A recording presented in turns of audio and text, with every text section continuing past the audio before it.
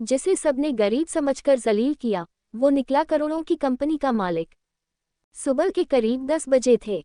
एक लड़का, जिसकी उम्र लगभग 25 साल रही होगी, फटे पुराने कपड़े पहने, धूप से झुलसा चेहरा और एक पुराने से बैग के साथ एक बड़ी मल्टीनेशनल कंपनी के ऑफिस में इंटरव्यू देने आया।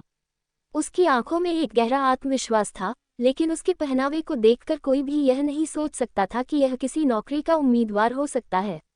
रिसेप्शन पर मौजूद लोग उसे देखकर हैरान हो गए, जैसे कोई अनजान जीव अंदर आ गया हो। जैसे ही वो लड़का ऑफिस के दरवाजे के अंदर घुसा, वहां बैठे कुछ कर्मचारियों की नज़र उस पर पड़ी और वे हंसी नहीं रोक पाए। किसी ने आंख मारी और बोला, भाई लोग, देखो आज चाय वाला भी इंटरव्यू देने आ गया। दूसरा बोला, भाई, यहाँ मैनेजर की पोस्ट के लिए इंटरव्यू हो रहा है, ये भाई साहब शायद रास्ता भटक गए हैं। उनकी बातों में मजाक था, लेकिन उस मजाक में घमंड और तिरस्कार छुपा हुआ था। कोई भी यह जानने की कोशिश नहीं कर रहा था कि वो लड़का कौन है, बस सब उसकी हालत पर हंस रहे थे। वो लड़का, जिसने शायद सैकड़ों बार ऐसा व्यवहार देखा और झेला होगा, कुछ नहीं बोला। वह चुपचाप मुस्कुराया और रिसेप्शन के एक कोने में बैठ गया। तभी सिक्योरिटी गार्ड आया और शक भरी निगाहों से उसे देखते हुए बोला, भाई, यहाँ इंटरव्यू बड़े लोगों का होता है, तुझसे कह रहा हूँ, बाहर जाके पूछ ले, तेरा नाम तो किसी लिस्ट में भी नहीं है। लड़के ने आंखों में गहराई के साथ गार्ड को देखा और सिर झुकाकर कहा, ठीक है भैया, बैठने दीजिए, मैं गलत नहीं आया हूँ। उसके शब्दों में न गुस्सा था, न कोई शिकायत। वो शांत था, जैसे दुनिया उसके बारे में जो भी सोचती है, उससे उसे फर्क नहीं पड़ता। उसने बैग को घुटनों पर रखा, आंखें बंद की और एक गहरी सांस ली, जैसे वो मन ही मन कह रहा हो कि थोड़ा और सह लो, सब कुछ बदलने वाला है। कंपनी का माहौल अब भी वैसा ही था, घमंड से भरा, औकात देखने वाली नजरें और चुपचाप हंसने वाली जुबानें।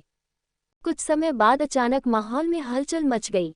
एक अनाउंसमेंट ऑफिस में गूंज उठी, सभी स्टाफ ध्यान दें, हमारी कंपनी को एक नया सीईओ मिला है और वो आज पहली बार ऑफिस विजिट पर आ रहे हैं। कृपया सभी कर्मचारी मीटिंग हॉल में तत्काल पहुंचे। ये सुनते ही सब लोगों के चेहरे पर गंभीरता आ गई। जो लोग अभी तक मजाक में डूबे थे, अब शीशा देखकर बाल बना रहे थे, शर्ट ठीक कर रहे थे, मोबाइल चुपचाप बंद कर रहे थे, जैसे अब सब कुछ प्रोफेशनल बनने लगा हो। बहुत बड़ी। जैसे ही अनाउंसमेंट हुई, ऑफिस का माहौल एकदम बदल गया। अभी जो लोग हंसी मजाक में लगे थे, अब सीरियस हो गए। सब जल्दी जल्दी आईने में खुद को देख रहे थे, बाल सेट कर रहे थे, शर्ट की कॉलर ठीक कर रहे थे। सभी अधिकारी और कर्मचारी लाइन में लग गए, जैसे किसी बड़े आदमी के स्वागत की तैयारी हो। और तभी वो लड़का, जिसकी कुछ देर पहले तक सबने बेइज्जती की थी, बिना किसी डर या हिचकिचाहट के सीधा मीटिंग रूम की ओर बढ़ गया। उसे मीटिंग हॉल की ओर जाते देख एचआर मैनेजर की आंखें फटी रह गईं। वो घबरा गया, दौड़कर सामने आया और कांपती आवाज में पूछा, सर माफ कीजिए, क्या आप मिस्टर विवेक रॉय हैं, हमारी कंपनी के नए सीईओ?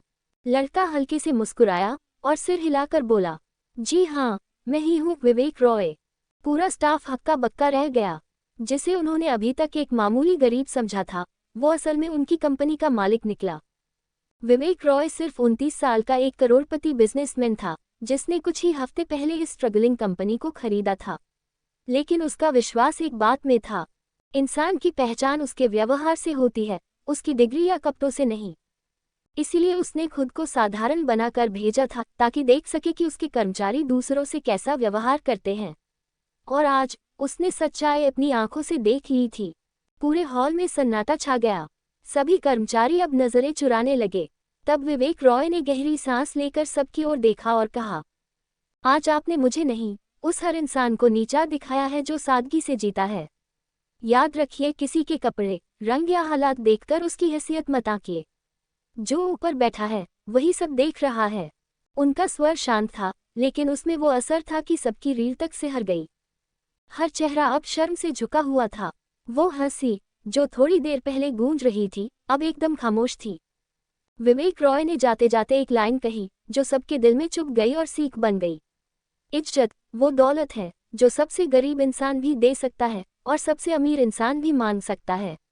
इतना कहकर वो मीटिंग रूम में चला गया और पीछे रह गई वो सब लोग, जो आज एक सबक कभी ना भूलने वाली जिंदगी की किताब में लिख चुके थे।